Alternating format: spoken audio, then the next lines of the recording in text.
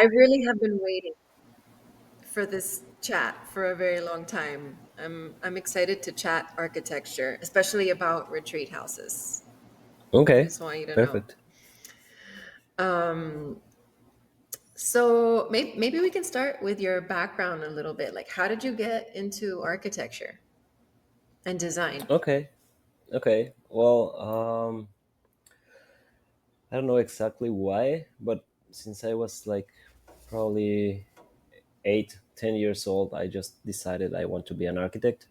I have a really good friend. His dad was an architect, and we play around with the computers and the big papers and the big desk and all the sharpies and the pencils. And so I don't know. I thought it was like a fun thing to do, like to design spaces, or even like when you were a kid and you used to camp inside your house and you arrange all the cushions and the blankets and you do a cave and like you start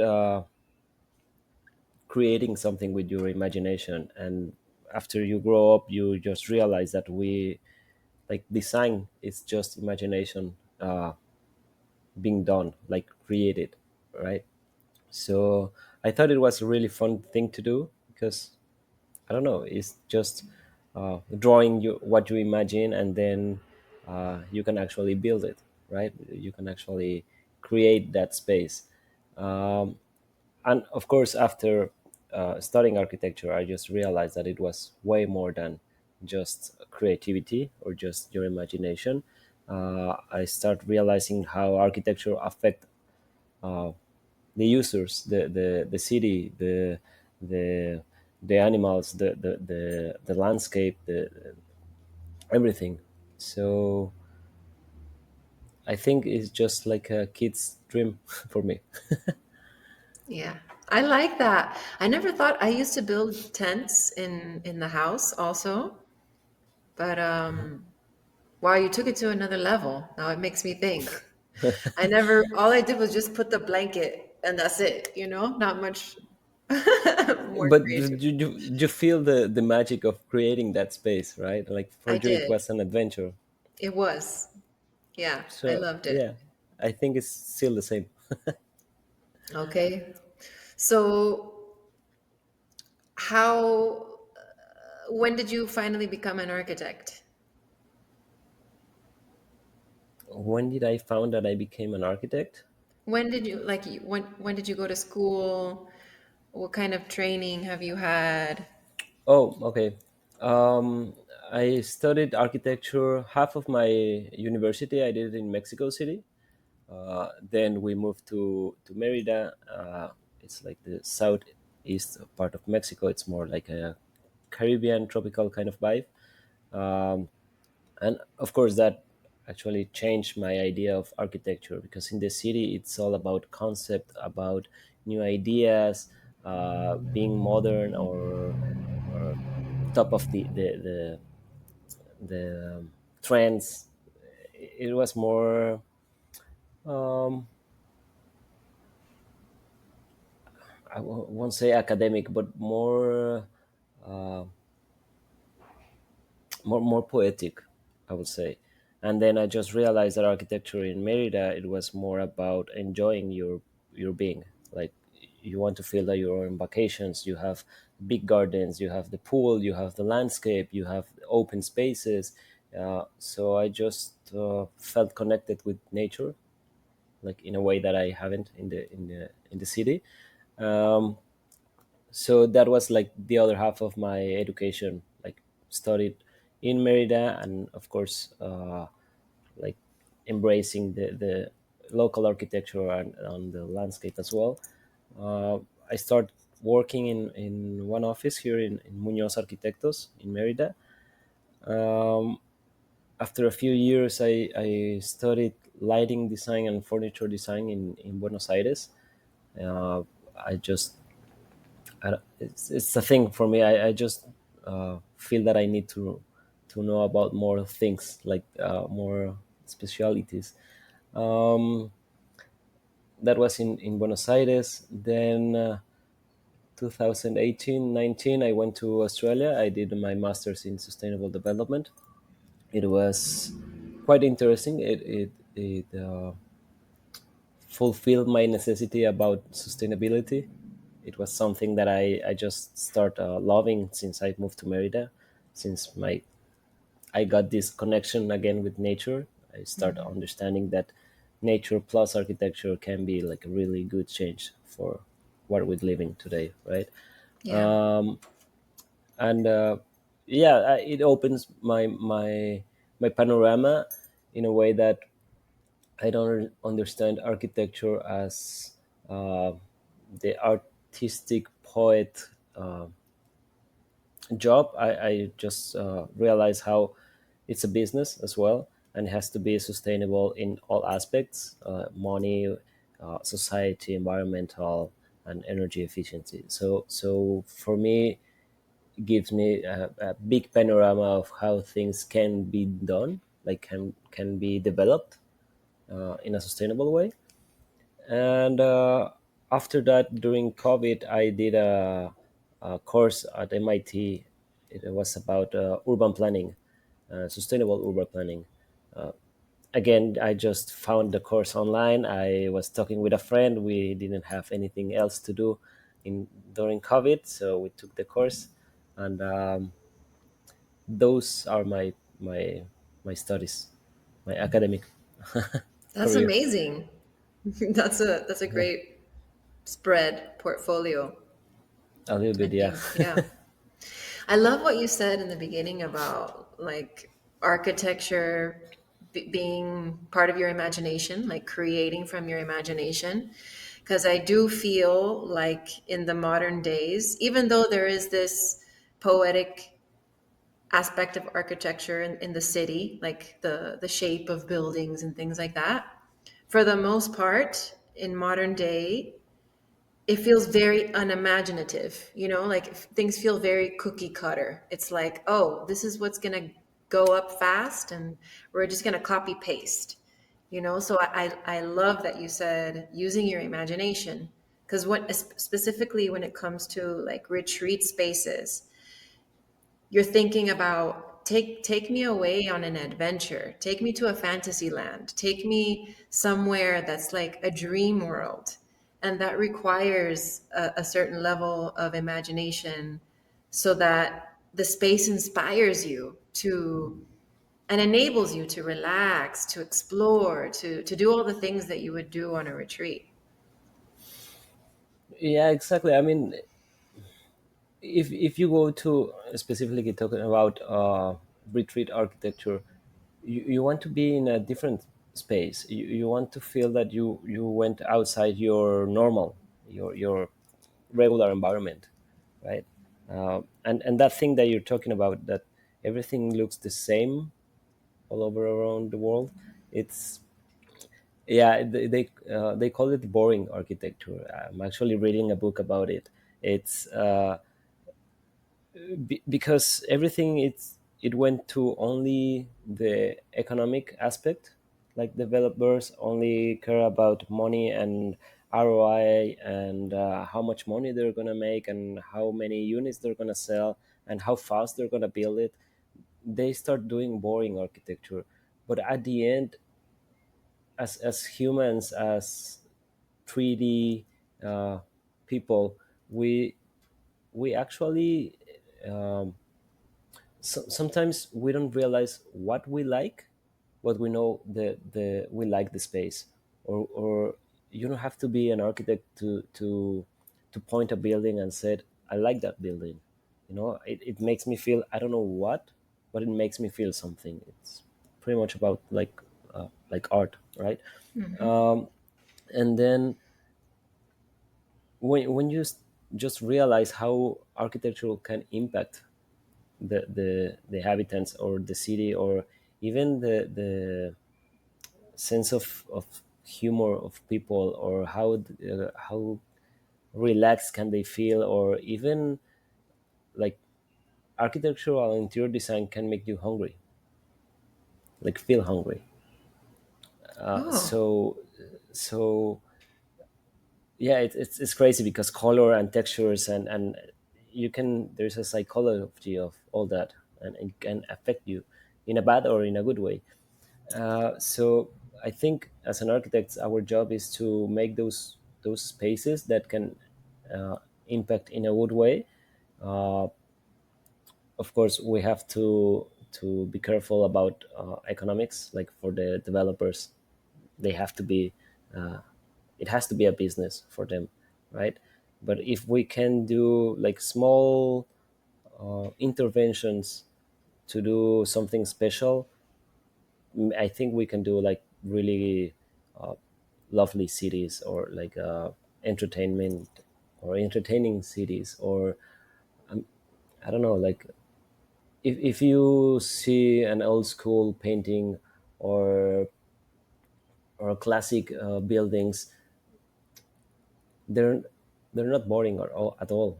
They have like a lot of small details. There's a lot of things that you can actually stare and look around, and be there for a while just looking at the facade, uh, and then just realize that if all the buildings were the same or interesting in a way, we can live in happier cities. Like we can it can affect happiness at the people. Yeah. I I remember when I went to Asolik, or just in the buildings that Roth has created over there. Hmm.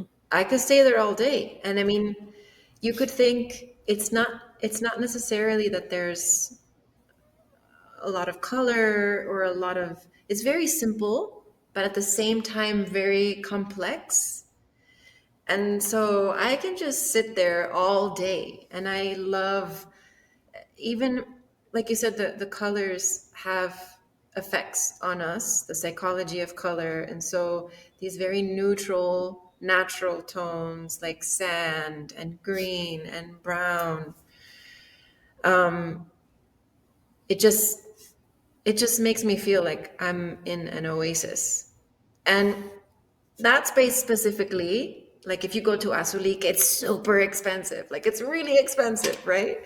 So from everything that you've learned, are there ways to, like, if you wanted to build a retreat house, are there ways to create a similar ambiance in a way that is more cost effective? Well, you put an example that it's really really particular. A slick is not a normal uh, construction method, it's not a normal design method, it's not a normal space proportion. It's a really really specific example, the one that you put. But you said something really important, and it's about all the sand colors, the wooden materials, the plants, the concrete. You're talking about biophilic design. Yeah, we in biophilic design, we actually look for those materials that has natural properties, or even natural materials when we can, so we can reflect the sand texture, the stone texture, the materials that surround us in a natural way, like the nature materials. And in a way, uh, let's talk about your background. Your background, it's green and grayish, right? So the green is a color that our eye doesn't make a strong effort to focus. So actually, watching nature relax you. Not even like not only your humor or your uh, tranquility. It also like your eyes get relaxed, right? And then you have the sand material that reflects you, probably some local stone, or sand, or a natural material. And it doesn't have to be sand on the wall, but even just the color can give you that feeling of being at the nature. Because at the end, we're nature. Our humans, we're animals. We became from nature, right? So we're always looking for those kind of materials, of those kinds of uh, ambience.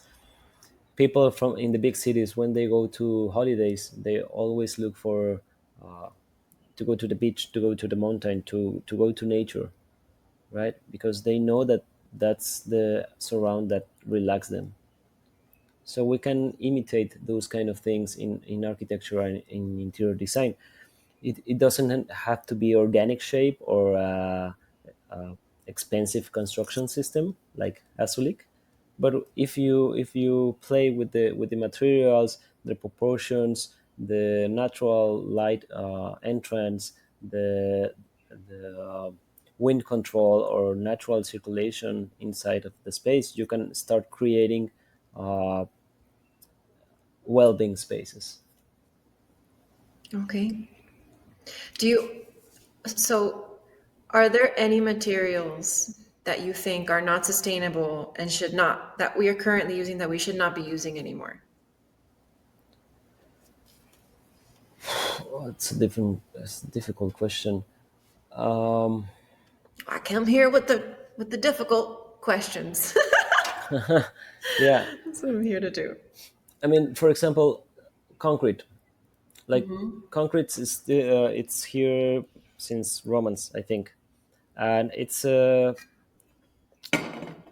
really malleable material. Like you can do like sculptures like 𝗕𝗨𝗧𝗥 in concrete, uh, but it's not that ecologic. Okay, so the footprint of concrete, the after use of concrete, the aggregates on concrete are not sustainable. But still, it's a material that lasts for like really long time, right? So there's this two ways of analyzing life cycle of a building. You build it like really strong building to last for a long time, or you start doing ephemeral architecture that lasts for, I don't know, small cycles. We start comparing concrete with wood, right? For example, so how sustainable is to build a wood cabin depends on how sustainable is the forest or the the vivero or the plantation of those trees to be cut, right? If it's a legal cut or it's a legal cut, is it a renewable system, or is just like one one piece of forest and then disappear all the rest of it? Uh, Nowadays, they're using a lot of PVC materials mixed with wood to replace wood, but it's still a PVC material. It's plastic. It's again the life cycle or even the factory of those materials probably are not that sustainable. So um, I think people are looking more into natural materials, but as well they're not infinite.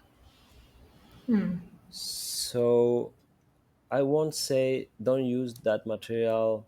Like even I mean, if it's toxic material, then yeah, don't use it. There's a lot of painting that are toxic. There's a lot of roofing systems that are toxic. Um, if it's toxic for your health, don't use it. But in terms of what material is more sustainable than the other,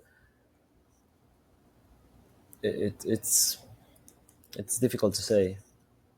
Well, what about earth ships? Have you heard about the earth ships in Santa Fe, or is it New Okay, yeah, Mexico? Yeah. yeah, the desert area. Okay, we're not about talking about materials. We're talking about construction systems. When you talk about airships, right? They look like spaceships at the same time. Yeah. Yeah, I mean, you can reuse a lot of materials. At the end, it's just used tires, bottles, um, I don't know what else they use. I remember a lot of tires and bottles for the windows. Uh, yeah, you can reuse a lot of materials, and you can give them second life uh, in construction. Yeah, but it's not that common. It's more like a movement. Okay. The bottle system, it's something that it's having used long time ago, and still used in a lot of places. They Some of them, they actually know how to make beautiful windows with, like, mixing the colors of the bottles, and give give like light effects or color effects inside of the buildings. But not all the people like to build that. I mean, there is a lot of new sustainable and low tech solutions.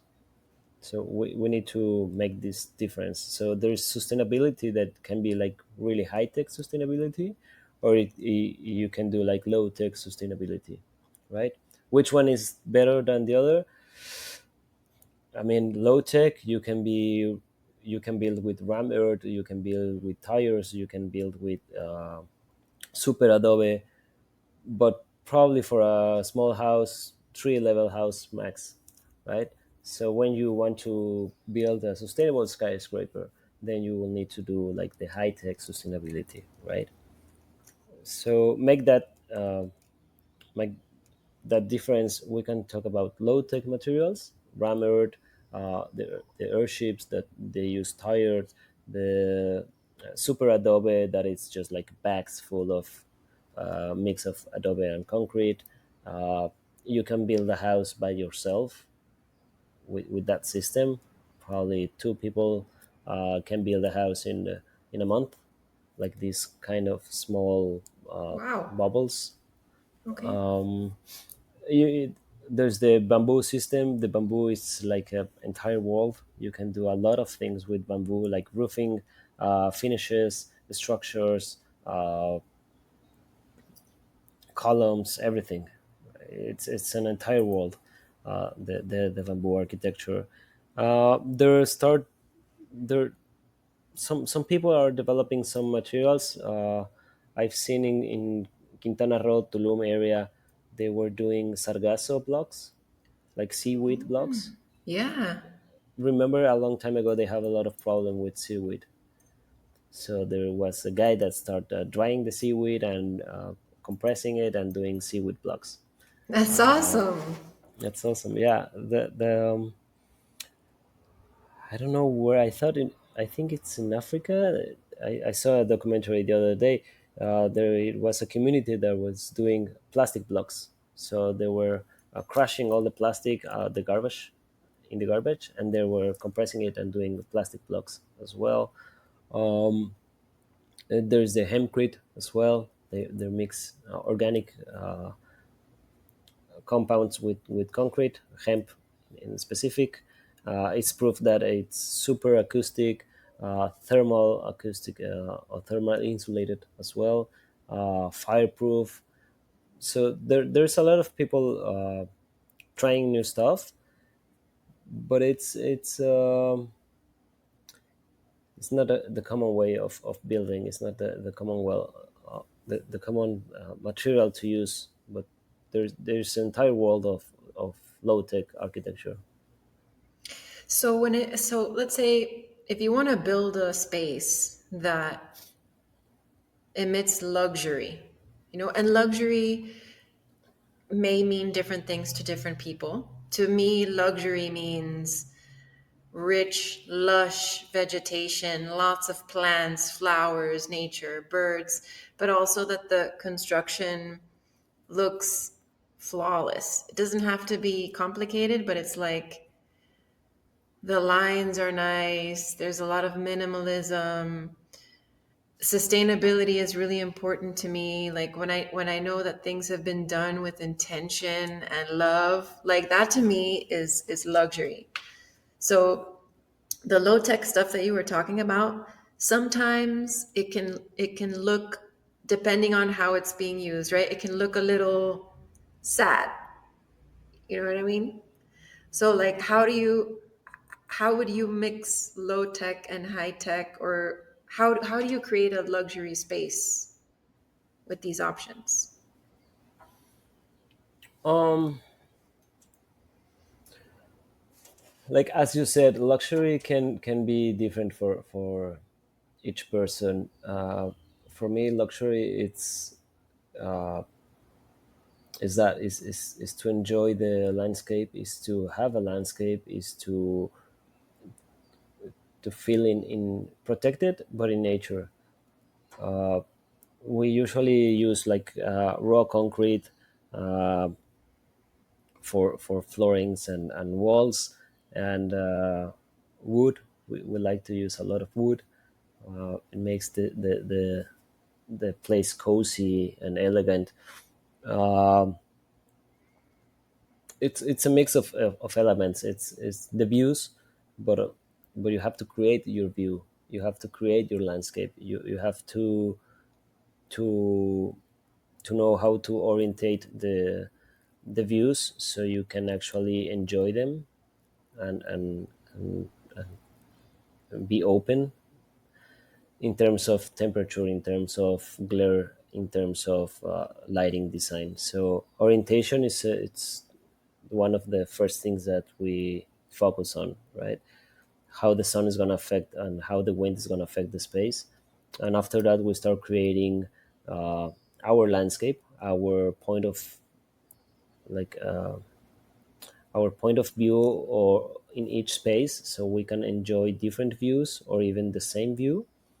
But that connection, that nature connection, it's really important to create an atmosphere, and especially for wellness spaces. So the material selections depends on the area. We love to use local materials, so local stones, local and native vegetation, uh, local wood or the local tones of wood as well.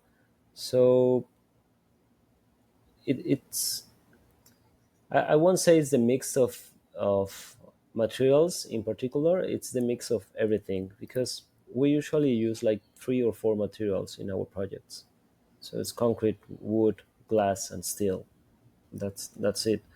But the proportion of the windows, the proportion of the doors, the amount of wood, the mix between wood and concrete, the mix between steel and vegetation or concrete and vegetation, how the background of the vegetation, or we start playing with those kind of elements, so we can put all them together and create a sense of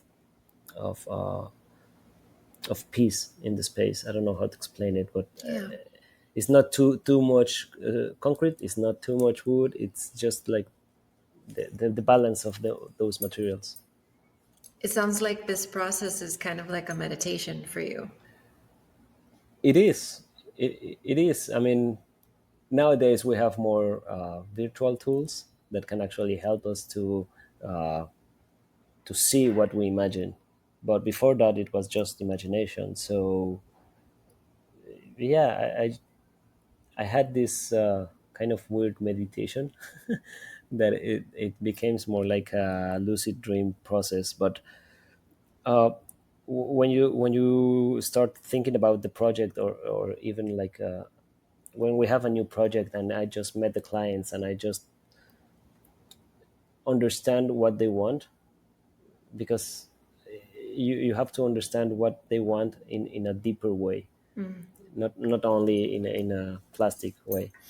Uh, and then yeah, you just close your eyes and start connecting all those ideas and start imagining the space, the facade, the ambient, the how cozy, how cold, how personal, how unpersonal is going to be the space. um, it is more like an you know those kind of meditations that force you to imagine lights and imagine energy and imagine. It's pretty much like that. Just imagine the space, imagine Yes. how you want to feel there. Yeah, Visualization, visualizing it. exactly. Yeah. So, what was what's the project that you're most proud of that you're just like, wow, this was incredible. This is my best work. I won't say it's just one. I think every project has something special. In some of them, we achieve really sustainable uh, like goals, like like, uh, like formal goals, international certifications. That makes us really proud to actually achieve uh, the that level of sustainability. Uh, there was another project that we presented to the U.S. government that was about net zero houses. So we actually get to like really good results in terms of energy efficiency. So we just designed a house that produce like 30% more energy that requires to function. So the 100% was covered, and then actually produced like a 30% more. So in terms of engineering, it was a really interesting example of uh, how energy efficiency can be architecture if it's like virtually tested. Um, And is that with using renewable energy, like solar panels or something with water or wind? it was a mix of a lot of stuff as well. In that case, we proposed. I forgot the name in English. Pacas de paja. Oh no, I can't help you. No, it's like the big boxes that cows eat. Like it's like Oh, hay? hay. Hay? Yeah, like they do like these huge blocks of hay. Uh-huh. Yeah. Okay, yeah. So we use that for construction Or systems. straw maybe would, I don't know if that's a Straw. better way to. Yeah. Well, okay. So we propose straw for the blocks, like a construction system. It had been used in Europe for a long time ago. Um, so it was that. It was rain collection. It was solar panels. It was green walls. It Rain was walls? green Oh, green green wall. walls. Oh, okay. That's cool. Uh, it has like a central patio that works for warming the property during the winter, but cooling it in during summer with a louver system. Uh, so it's a mix of a lot of things that makes it net zero. That sounds Yeah. amazing. That's really cool. Really It's cool. a really interesting process, like design process, because it's way more technical rather than creative. But it's really interesting to see how uh, the machine is gonna work, because at the end the house, the building is it's a living machine, right? Yeah. So they consume energy. So it's really, it feels, I don't know, it feels like clean to know that that building is gonna survive without using extra energy or extra materials. And that it's being built in a way that it gives back. Not only is it self-sustainable, but it gives back. That's amazing. Yeah. So you change the balance, right? Because when we talk about sustainable architecture or sustainable development, the thing that always people say is that we have to build the future without affecting uh, next generations, right? So I think we can affect them, but in a positive way. So we change the balance of not affecting to affect, but in a positive way. So Yeah. it's quite interesting. Yeah. I like that. That's why I wanted to talk to you because conscious, mindful, sustainable, I love all of that. Yeah, I So, think we connect a lot. yeah, yeah, we Yeah. do. Can you? Mm, So I'm looking at the questions here. That's why I'm looking over.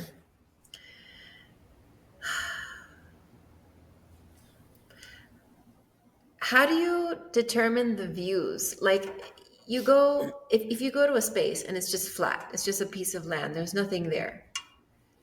What seems obvious to me is okay, I'm going to look for the sun, right? I'm going to look for the sun. Maybe I'm going to look for some water. And then how do you determine the views, like you were saying earlier?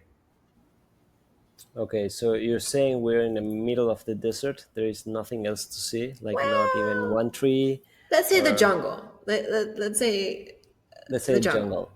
Okay, so even like 360 is gonna be jungle. So it's gonna be the same if you face any way, right? Mm-hmm. Um, well, you have to analyze the climate of the site and analyze what you want to do in terms of spaces, in terms of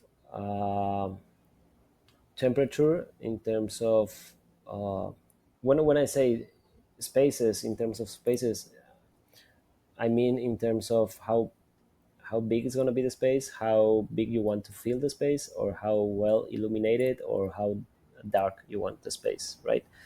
Um, but temperature of the site is going to be the one of the first that gives you the path. If you want to be like a really fresh space because it's a hot jungle, then you just need to seek the fresh winds, right? So you can actually capture the fresh winds and block the hot ones.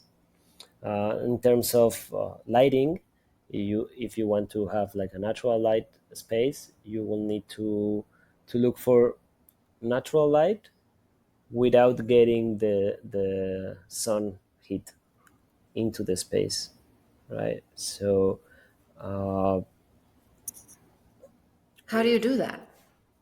Like with mirrors or something? no, just for example, here in Merida, if you face north, you will receive natural light, but you won't receive the sun path or the direct sun. So in it depends on where is the site and the altitude of the space, so we can analyze the sun path, and each site has a specific orientation, right? But the sun is gonna rise from the same place over and over. So just need to turn around the architecture so you can, if you want to receive the sun during the morning, because let's say it's a retreat space for uh, organizing your clock system. How is it called? Your natural clock system, Your circadian rhythm? your circadian, yeah, that one.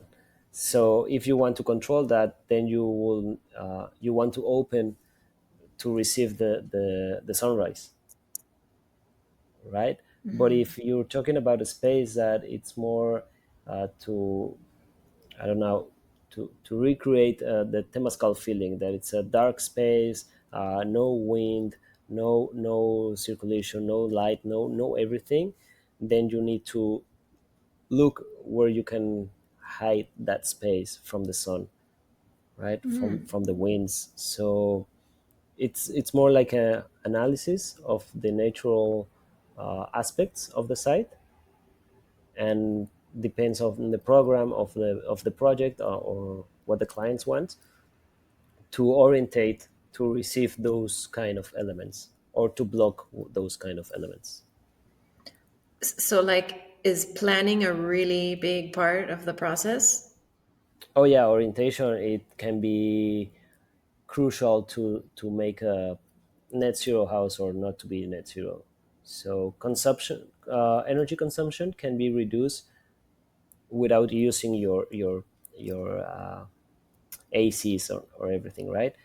And you can actually do a fresh house just using orientations, and after that you can use technology to level the temperature in the space. Yeah. But you can actually,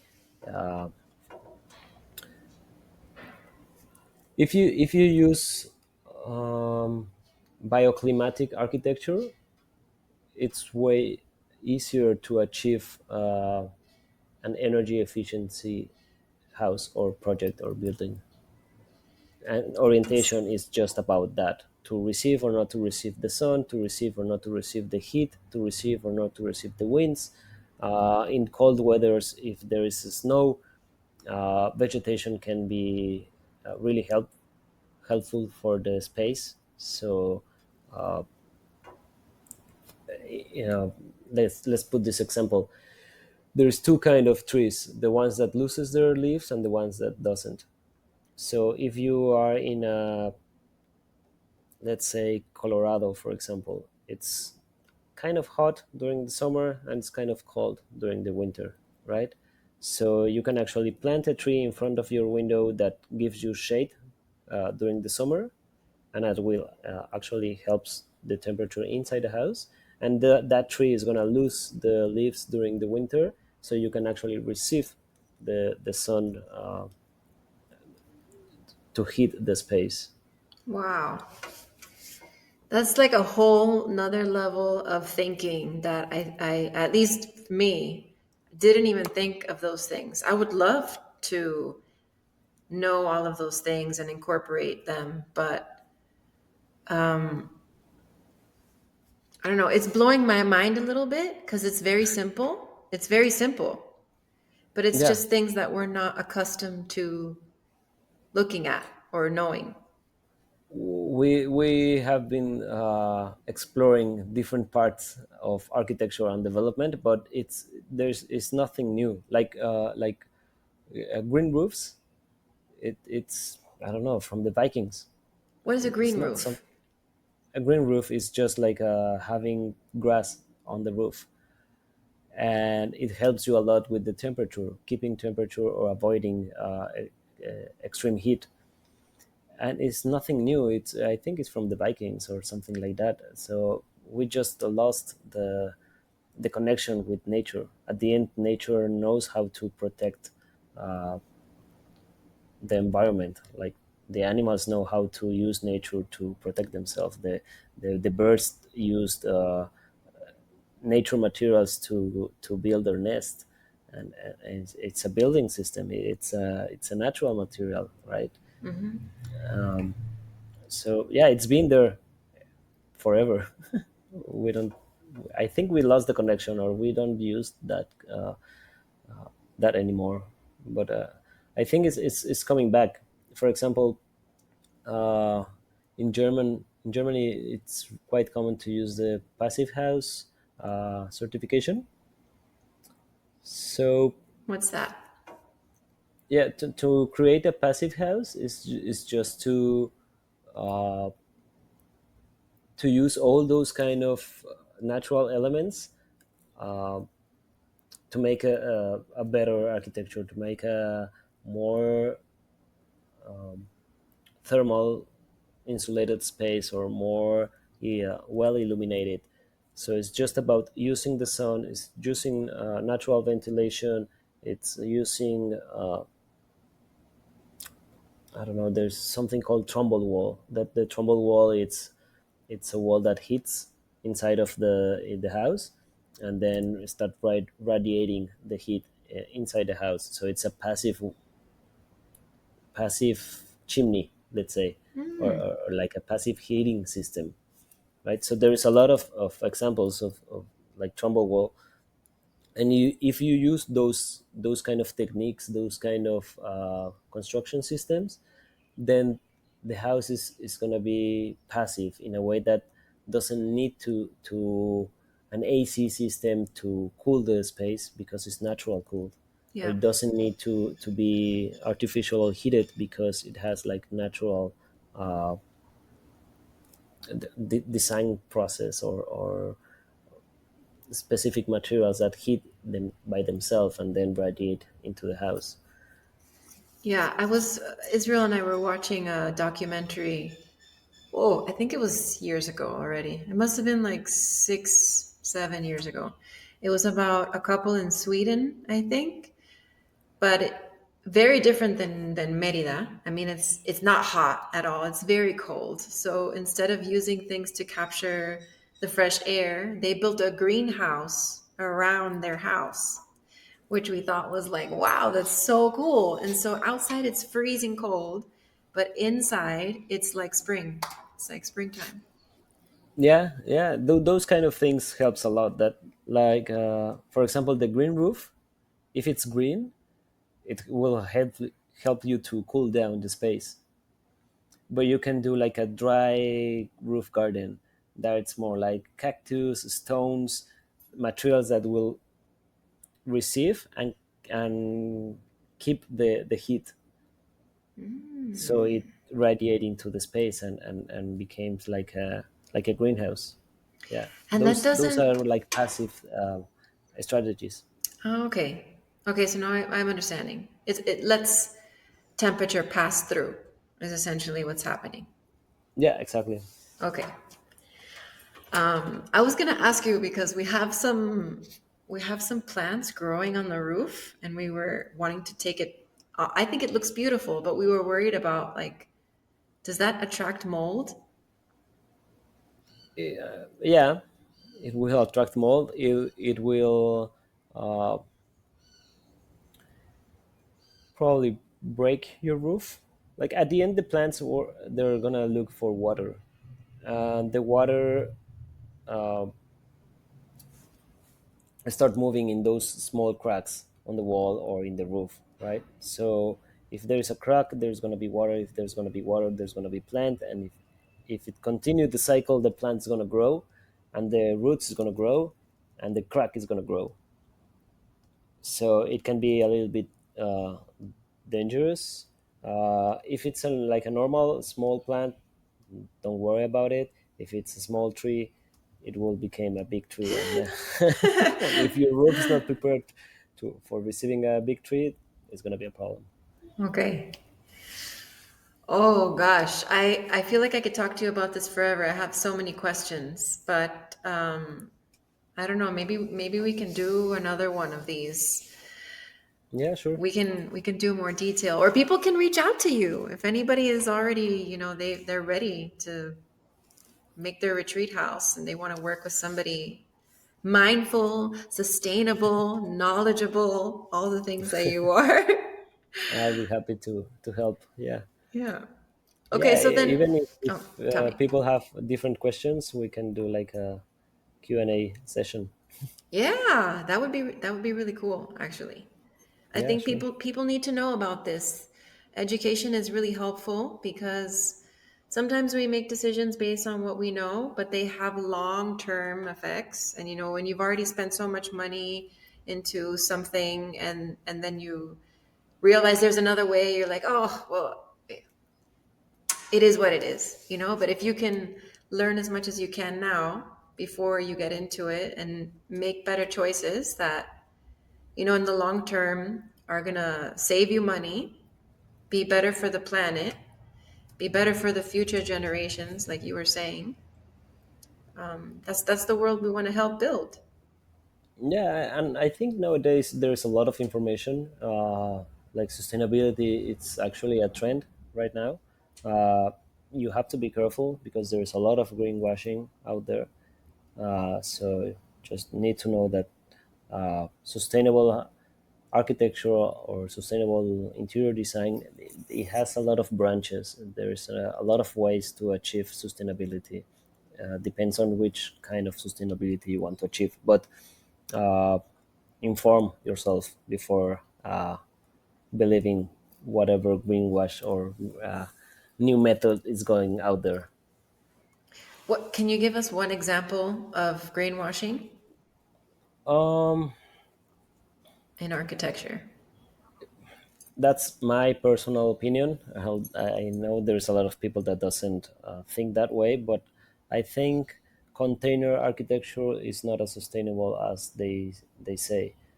Like using containers for architecture, in terms of the container has to be in a good way, like it has to be conserved, and those kind of containers, they use them until they fall into pieces.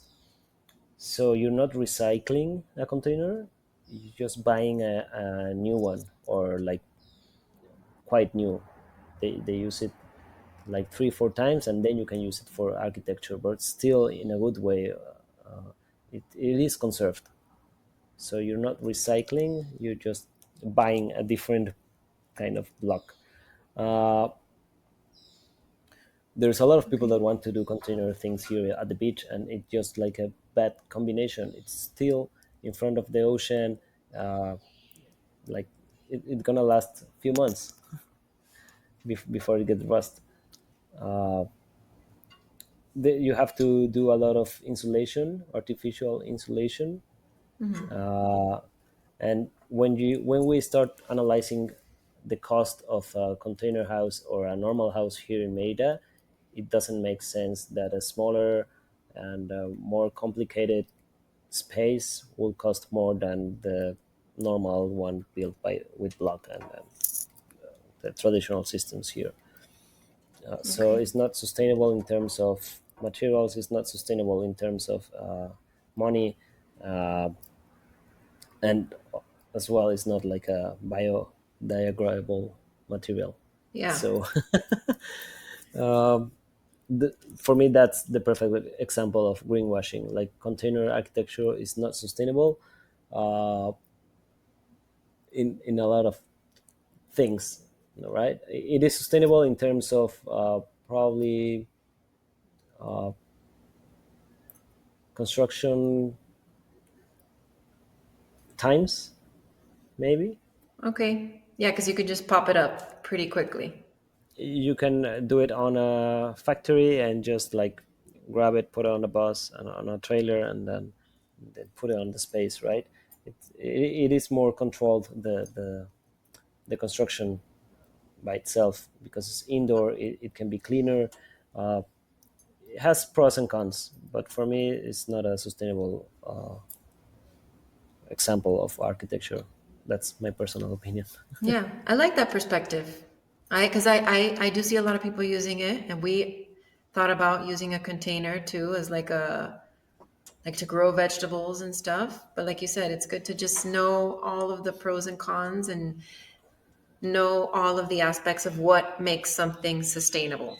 And like what's the score? What's the sustainability score of the thing, right?